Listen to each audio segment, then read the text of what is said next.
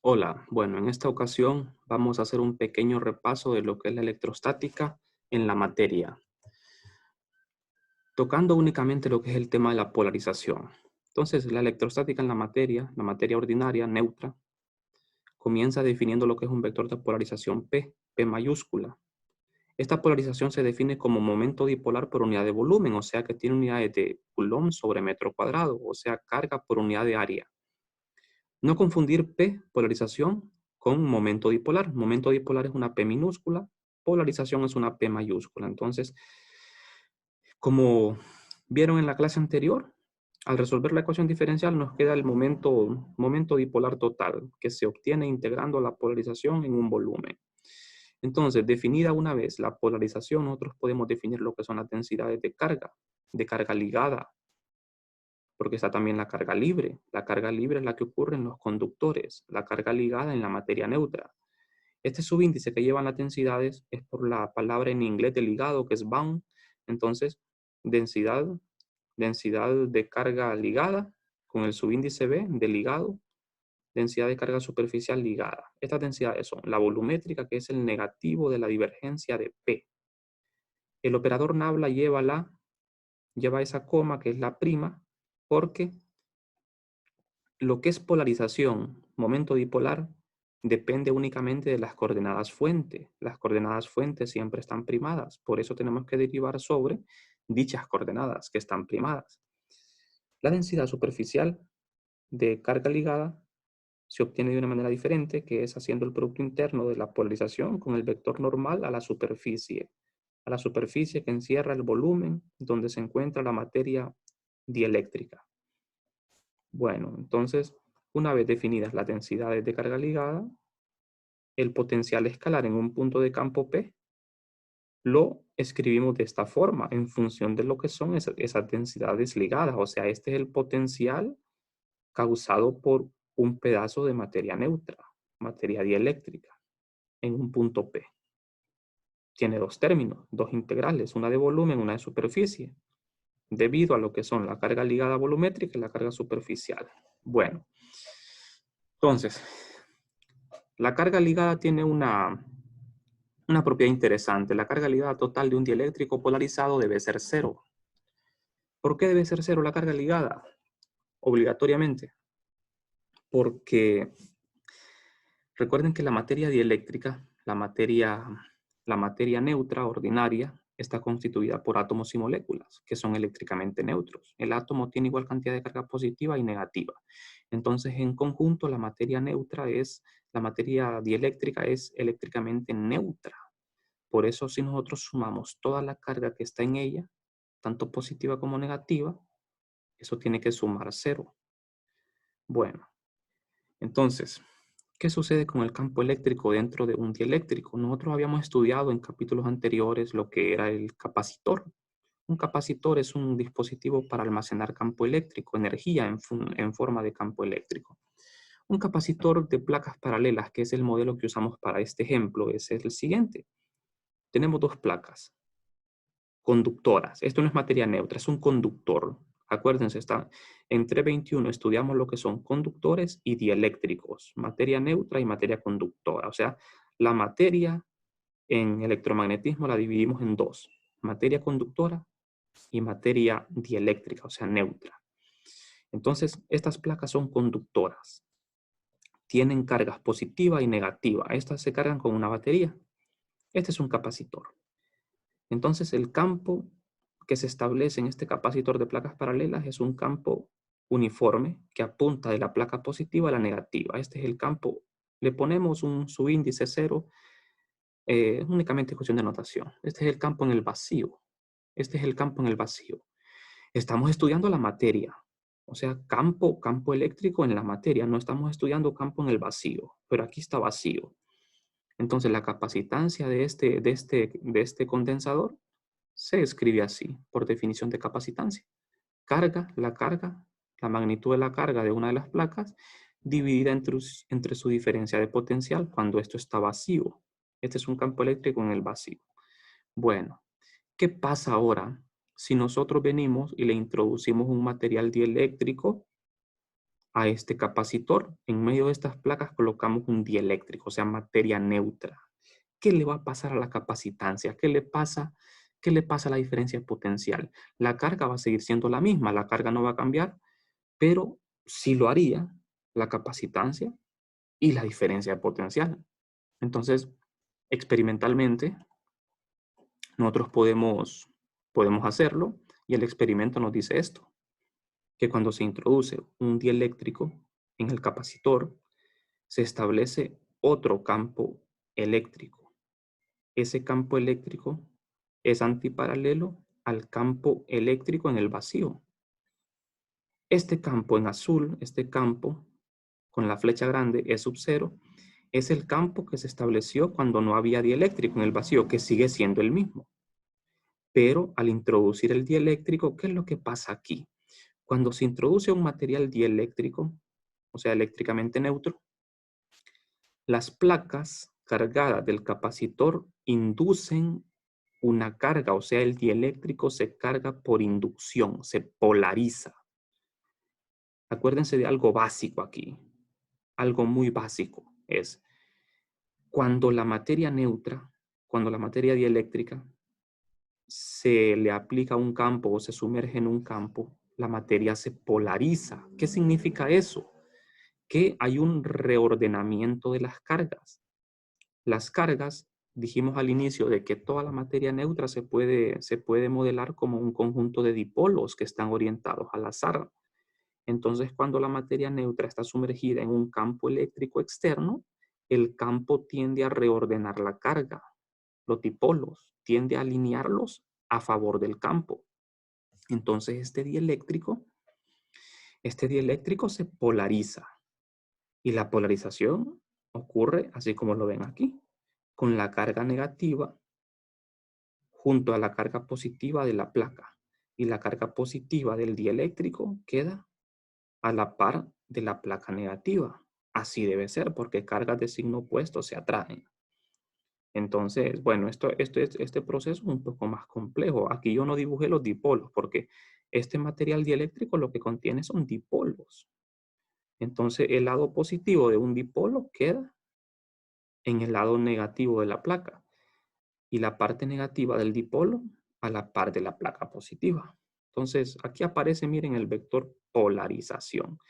El vector polarización siempre apunta de la parte negativa a la positiva. El vector polarización es como un análogo al momento dipolar. No es lo mismo, pero prácticamente a nivel macroscópico podemos decir que tiene una gran semejanza. Bueno, entonces, experimentalmente, cuando se hizo esto, se comprobó que la diferencia de potencial entre las dos placas, cuando se introdujo el dieléctrico, aumentó, o sea, disminuyó la diferencia de potencial. Aquí tenemos, la diferencia de potencial es menor que la diferencia de potencial en el vacío.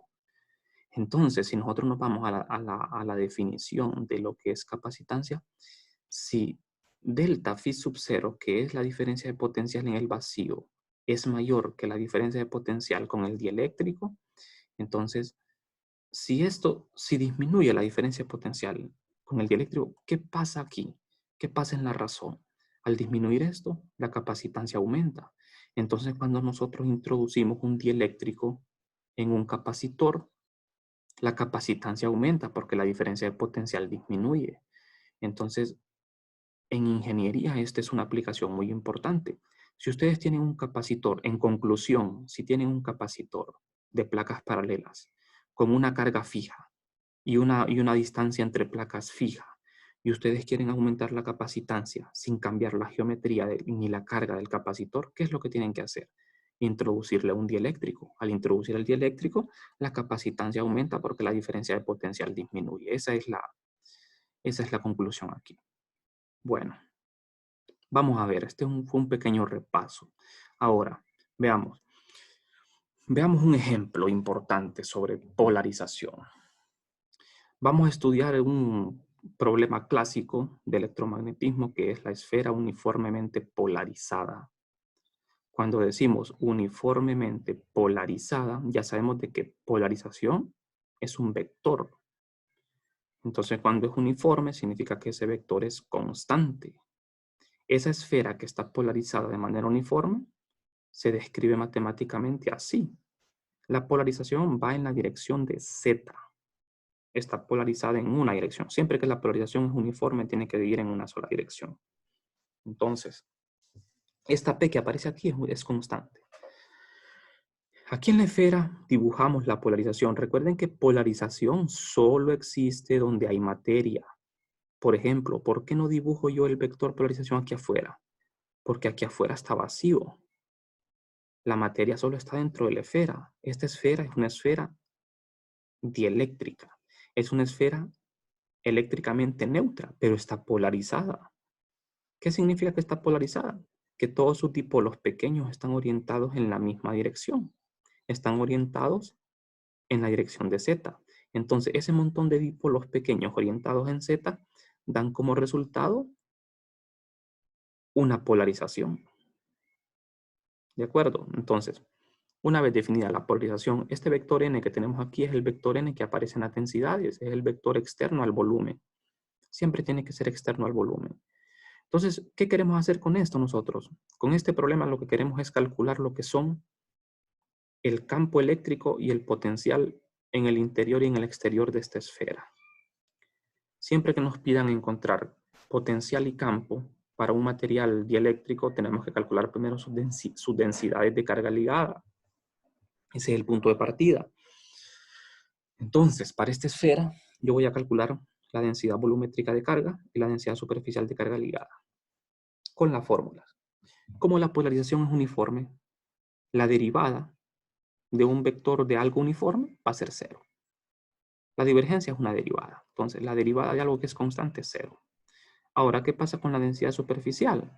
Esta no va a ser cero, porque es el producto interno del vector P con el vector N. ¿Quién es N unitario?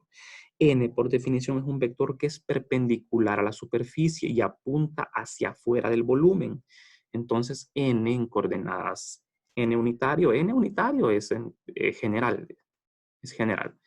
Pero ya en coordenadas esféricas, N unitario corresponde a R unitario. Entonces, P.R, como P está en cartesianas, cambiamos el Z en coordenadas esféricas y al hacer el producto punto me queda P coseno de teta.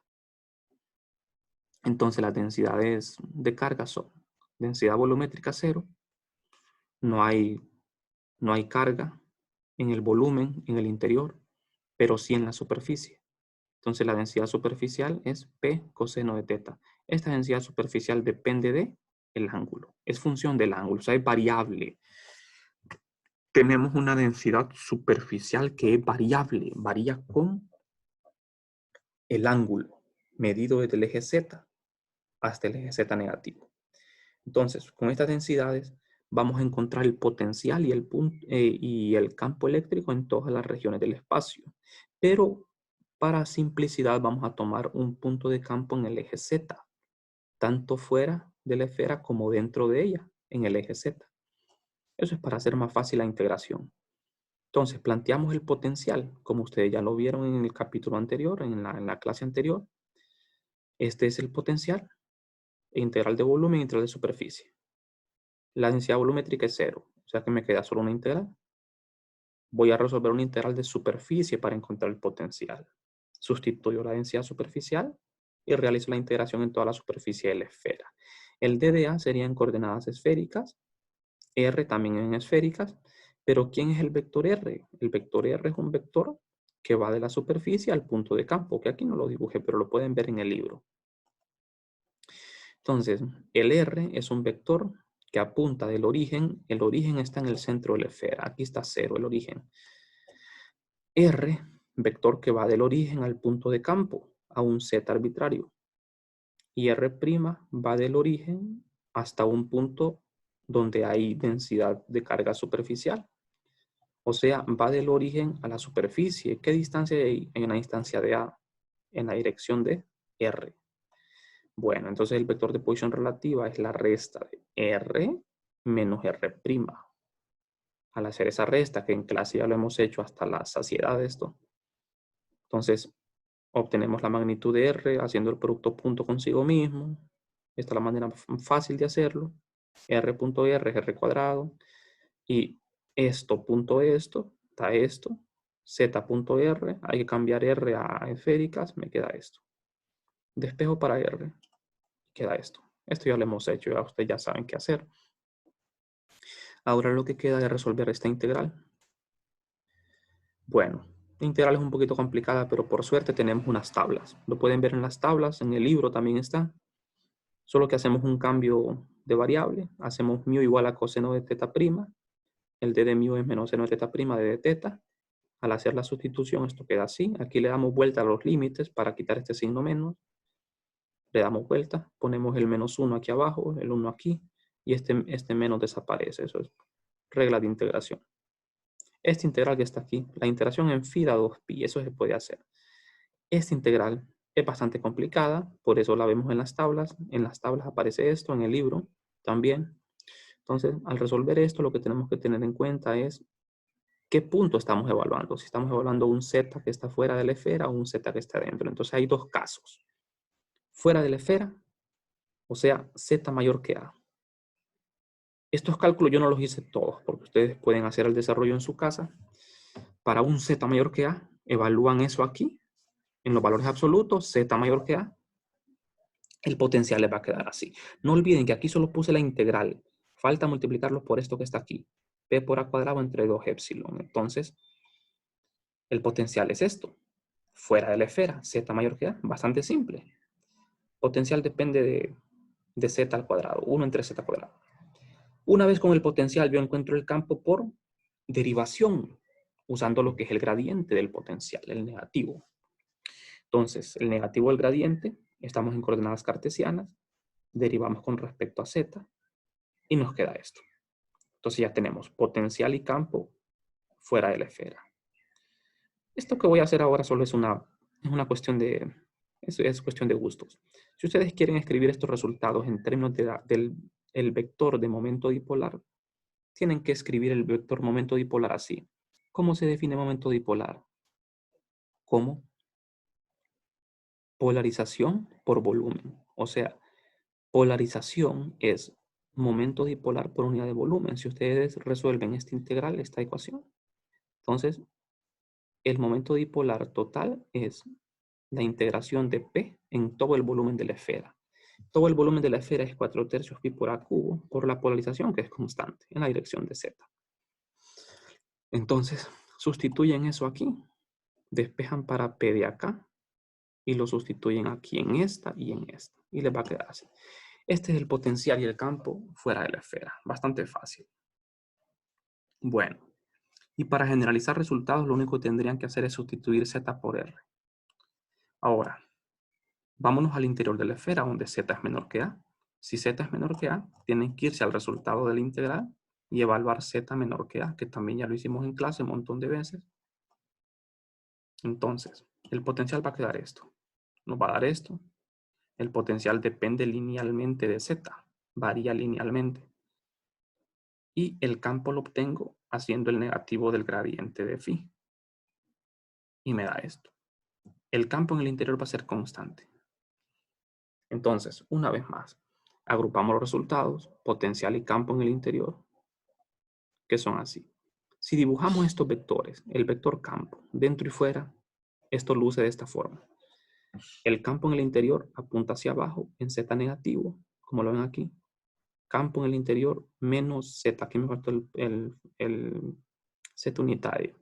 Y el campo en el exterior de la esfera va en z positivo, o sea, invierte en su dirección. Bueno, este es el problema famoso de la esfera uniformemente polarizada. Hay problemas de esferas no uniformes, ¿verdad? Polarizadas no uniformes, que son más complicados. Vamos a ver ahora el otro ejemplo. Este es un problema de la guía. Es un problema de la guía de problemas propuestos. Dice, la polarización de un cubo dieléctrico de lados L, centrado en el origen, está expresada por esta ecuación. Esta es la expresión para la polarización del cubo. Esta polarización no es uniforme, a diferencia de la esfera. La polarización de la esfera, me voy a ir atrás. La polarización de la esfera es uniforme, P es constante. Pero la polarización, en este problema, la polarización del cubo no es uniforme. ¿Por qué no es uniforme? Porque varía con X, Y y Z. Es función de la posición. Entonces, vamos a ver. Con este problema vamos a hacer lo siguiente. Vamos a determinar la densidad superficial y volumétrica de carga ligada. Y vamos a demostrar que la carga ligada total es 0. Bien, comencemos calculando las densidades. Tenemos el cubo. Es un cubo de lado L. El origen tiene que estar en el centro del cubo. Ahí está el origen de coordenadas, Z, X, Y. Bueno, entonces, tengo la polarización, el vector polarización, donde P es una constante. Las densidades las encuentro así. La volumétrica sería la divergencia de P negativa. Entonces, el cubo tiene 6 caras, ¿verdad? La densidad volumétrica sería así, calculando la divergencia en coordenadas cartesianas porque la polarización está en cartesianas. Entonces, hacemos la divergencia, bastante fácil. La derivada con respecto a X, con respecto a Y, con respecto a Z. Entonces, P es una constante. Derivada de esto con respecto a X es 1. Esto es 1, esto es 1. Entonces me queda menos P, menos P, menos P. Esto es menos 3P. La densidad volumétrica de carga ligada es menos 3P. Las densidades siempre son escalares, que pueden ser positivos o negativos, pero tienen que ser escalares. Continuemos. La densidad superficial se obtiene de esta forma. Aquí tenemos un problema. El problema aquí es largo, porque la densidad superficial es el producto punto con un vector normal a la superficie. El vector este tiene que ser normal a la superficie del volumen de la superficie. Pero el cubo tiene 6 superficies, 6 caras. Entonces tenemos que definir 6 vectores normales a cada cara del cubo. Como estamos en cartesianas, Sn unitario, dependiendo en la cara que estemos. Por ejemplo, en esta cara X es constante. Entonces, esta cara tendría un vector de área en Y y Z. Aquí vamos a integrar en Y y Z. Pero el vector normal perpendicular a esta cara va en X positivo. En esta cara que estoy señalando acá, el vector normal va en Z positivo. Entonces, tenemos que definir 6 vectores normales. Entonces, los vectores van a ser así. Tenemos 6 caras. La cara 1, X unitario, cara 2, menos X unitario, cara 3, Y unitario, cara 4, Y menos Y unitario, Z unitario, menos Z. Claro, ¿verdad? Porque hay una cara que va en Z positivo y la cara de abajo, Z negativo. Siempre los vectores tienen que estar fuera del volumen, por eso tienen que ir positivos y negativos. Bueno, entonces una vez teniendo esos 6 vectores normales, que corresponden a los n, hacemos 6 veces esta operación. La polarización sigue siendo la misma. El vector P.x, el vector P.-x y así sucesivamente, 6 veces. Entonces el vector P.x unitario, P es esto. Al hacer el producto punto con X unitario solo me queda la primer componente, que es P por X. P por X. Pero recuerden que como estamos en la superficie, el vector P tiene que ser evaluado en esa superficie. ¿En qué superficie estamos aquí? En la superficie de X constante, donde X, ¿cuánto vale X ahí en esta superficie? X vale L medios.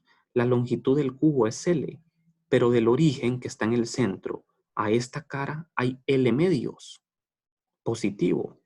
Entonces, el X que aparece aquí, se evalúa en L medios porque X es constante. Ahora, en la cara de atrás, X también es constante, pero vale menos L medios. Me queda P punto menos X unitario. Me queda negativo, pero X se evalúa en menos L medios. Entonces, aquí va a quedar menos por este menos, va a quedar positivo. Lo mismo hago con Y, menos Y, Z menos Z. Evaluamos en Y igual a L medio, Y igual a menos L medios y así sucesivamente. De manera que las 6 densidades dan esto. Dan lo mismo las 6. L medio de P. Entonces la densidad total se suma y esto da 3 veces LP. Porque al sumar todo esto da 6 veces L medio de P. Y 6 entre 2 es 3. 3 sería 3 por L por P. Esta es la densidad superficial. Bien, entonces con las densidades, ya tenemos las densidades, eso era todo. Calcular la densidad volumétrica, la densidad superficial, que es 3L por P. Ahora, el último inciso es, demuestre que la carga ligada total es 0. La carga ligada total la obtengo, como vieron en la clase anterior, en el video, integrando la densidad volumétrica en el volumen, la densidad superficial en la superficie del cubo, total. Aquí yo veo 2 integrales, pero en realidad son 7, porque la superficie del cubo son 6, serían 6 integrales, más la del volumen, que es 1, o sea, son 7 integrales para demostrar que es 0. Entonces, no vamos a hacer tanto trabajo, porque podemos simplificarlo. Lo que sí hacemos es, primero hacemos la integral de volumen. Sustituyo aquí el negativo de la divergencia, o sea, sustituyo la de la densidad volumétrica. Sustituimos. Aquí le ponemos el equivalente, como es menos la divergencia, menos esto ya fue calculado. ¿Cuánto nos dio la densidad volumétrica? Nos dio menos 3P. Aquí está ya el signo, menos 3P. Integrado en el volumen del cubo. El d de tau es en coordenadas cartesianas, d de x, d de y, d de z. Los límites de integración serían, como está centrado en el origen, en x de menos L medios a L medios y en y y z igual. Entonces, después de hacer esta integral, que es muy fácil, el resultado da menos 3p por L cubo. Ahora, vámonos con la integral de superficie. Estas son 6 porque son 6 caras. Pero para no hacer tanto trabajo como esto, todas las integrales van a dar lo mismo, las 6. Entonces lo multiplico por 6, solamente hago una. Por ejemplo, podemos elegir cualquier cara. Yo elegí la cara que está frontal, o sea, elegimos esta cara frontal que tiene a x constante, que va en la dirección de x positivo. Integro en y y z. Entonces, hacemos esta integral. D de y, d de z, sustituyo la densidad que es L medios de P y lo multiplico por 6 por las 6 caras. Entonces, al hacer esta integral, este P y L medios es constante, esto sale. Integramos esto da L cuadrado. L cuadrado por L es L cubo. O sea que la integral de superficie de la densidad es 3P por L cubo. Y la integral de volumen me dio menos 3P por L cubo. De manera que al sumar esas densidades, quiero decir estas cargas, estas ya no son densidades, son cargas. Esto da 0. Y así queda demostrado que la carga total ligada es 0. La carga libre no es 0. La carga ligada siempre es 0. ¿De acuerdo? Porque la materia neutra tiene igual cantidad de carga positiva y negativa. Por eso tiene que dar 0. Bueno, pues así llegamos al final de esta pequeña charla.